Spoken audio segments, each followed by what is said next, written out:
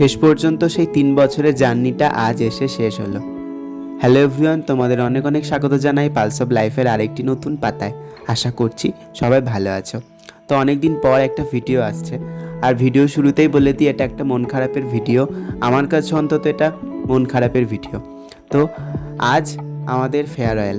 এতদিন তোমাদেরকে ভিডিওয়ে দেখিয়েছি আমরা অ্যারেঞ্জ করছি জুনিয়রদের ফ্রেশার্স, সিনিয়রদের ফেয়ারওয়েল, আর আজকে আমাদের ফেয়ারওয়েল। মানে আজ থেকে ঠিক 3 বছর আগে যে জার্নিটা আমরা শুরু করেছিলাম, আজ তার সমাপ্তি। তো চলো ভিডিওটা শুরু করি। অনেক কিছু দেখানো বাকি আছে, অনেক কিছু কথা তোমাদের সাথে শেয়ার করা বাকি আছে। তো শেষ পর্যন্ত ভিডিওটা যেন অবশ্যই দেখো। প্রথমেই প্রদীপ প্রজ্বলনের মধ্যে দিয়ে স্যার ম্যামরা আমাদের অনুষ্ঠানের শুভ সূচনা করলেন। তারপর একে একে গিফটগুলো দেওয়ার পালা।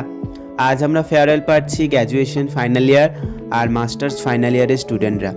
তো প্রথমেই আমার তরফ থেকে আমার জুনিয়রদের অনেক অনেক ধন্যবাদ আর অনেক অনেক ভালোবাসা এত সুন্দর গিফট দেওয়ার জন্য আর অনুষ্ঠানটা এত সুন্দরভাবে অ্যারেঞ্জ করার জন্য। গিফটগুলো আমি তোমাদেরকে দেখাবো, দেখবে তোমরা কত সুন্দর ওরা গিফটটা দিয়েছে আমাদেরকে। এরপর উদ্বোধনী সঙ্গীত পরিবেশন করছে আমাদের জুনিয়ররা। আমি এখানে বসে বসে ভাবছি একটা সময় আমরা ফার্স্ট ইয়ারে হয়ে এসেছিলাম, তারপর আমাদের ফ্রেশার্স হলো, তারপর এইরকম আমরা সব অনুষ্ঠানের অ্যারেঞ্জমেন্ট করতাম। কত এক্সাইটেড থাকতাম মনে মনে, কীভাবে ডেকোরেট করব হলটাকে, কী কী গিফট দেব, কি টিফিন দেব সবাইকে, এইসব নিয়ে এক্সাইটমেন্ট। ডেকোরেশনে কেউ যদি না আসতো তাকে বারবার ফোন করা, যে আসেনি তাকে আমরা বলতাম ও কাজ করতে আসবে না আর সেজেগুজে অনুষ্ঠানের দিন আসবে, তার থেকে ভালো ওর আসার দরকার নেই। কত ঝগড়া, কত মনোমালিন্য, সব কিছু যেন শেষ হয়ে গেল। আর কয়েকটা দিনের অপেক্ষা। আসলে আমাদের এক্সাম রয়েছে কয়েকদিন পরে, তারপর আমাদের জুনিয়রদের এক্সাম। এত কিছুর মাঝে হয়তো আর ফেয়ারওয়েলটা অ্যারেঞ্জ করা হবে না, তাই আমাদের এক্সামের আগেই আমাদের ফেয়ারওয়েলটা ওরা অ্যারেঞ্জ করলো। এরপরে হয়তো কয়েকদিন থাকবো কাগজে কলমে, কিন্তু আনুষ্ঠানিকভাবে আজই বিদায়। এরপর তোমরা দেখবে আমাদেরই ক্লাসমেট সোনাম, যে কবিতা লেখে নিজে নিজে। তো কত সুন্দর একটা কবিতা লিখেছে আমাদের জন্য। ऐसा लग रहा है जैसे दिल कह रहा हो कि कुछ तो था जो आज भूल रहा है। आज तो बस हमारे मन में एक ही बात चल रही है कि ये वक्त अब दोबारा कभी नहीं आएगा। दिखने में शायद आसान लग रहा हो ये सब कुछ, पर इतना आसान नहीं होता और हंसी के बाद हम सब कभी नहीं भूल पाएंगे। और कोई एग्जाम से पहले आपका हमें ये कहना टेंशन নিস না, টেনশন নিস না, ভালো করে পড়াশোনা কর, তাহলে এক্সামও ভালো হবে। सर आपका क्लास सिर्फ पीरियड नहीं था, वो एक जर्नी था प्रॉब्लम से सॉल्यूशन तक।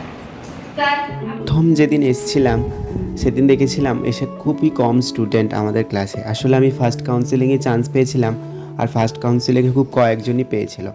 তো প্রথম দিন ক্লাস করার পর আমি ভেবেছিলাম এই জায়গা আমার জন্য নয়, আমি এখানে টিকতে পারবো না। আসলে যেটা হয়, প্রথম বাইরে আসা, হোস্টেলে থাকা, বাইরের জগৎকে চেনা, তো খুবই ভয় ছিল আবার আনন্দও ছিল।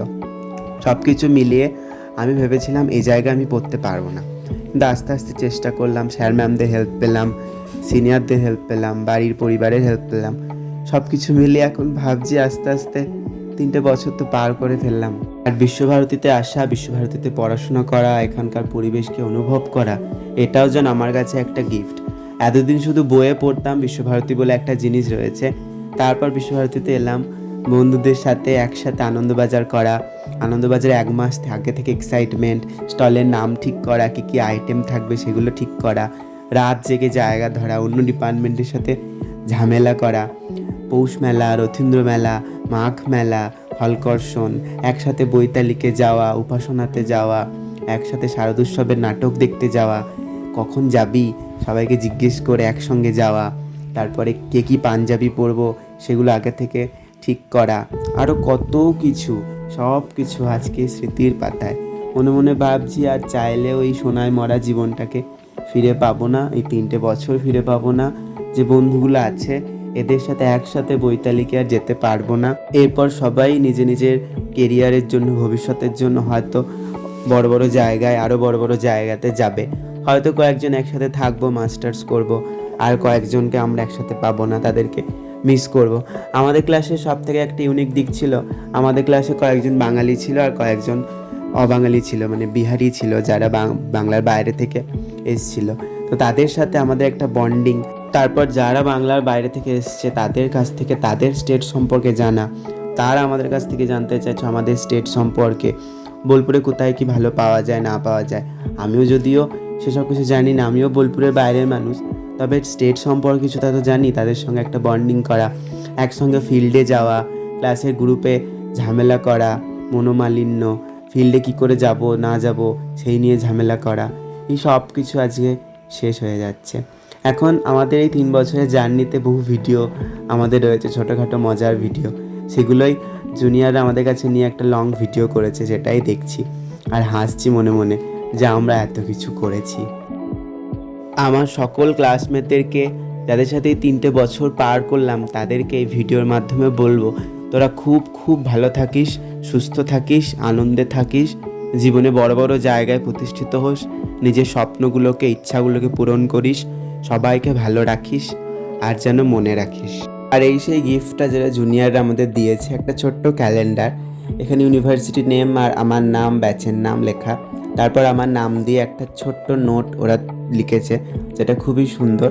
আর তারপরে আমাদের ব্যাচের সাথে আমাদের ছোট ছোট ফটোগুলোকে ওটা প্রিন্ট করে দিয়েছে।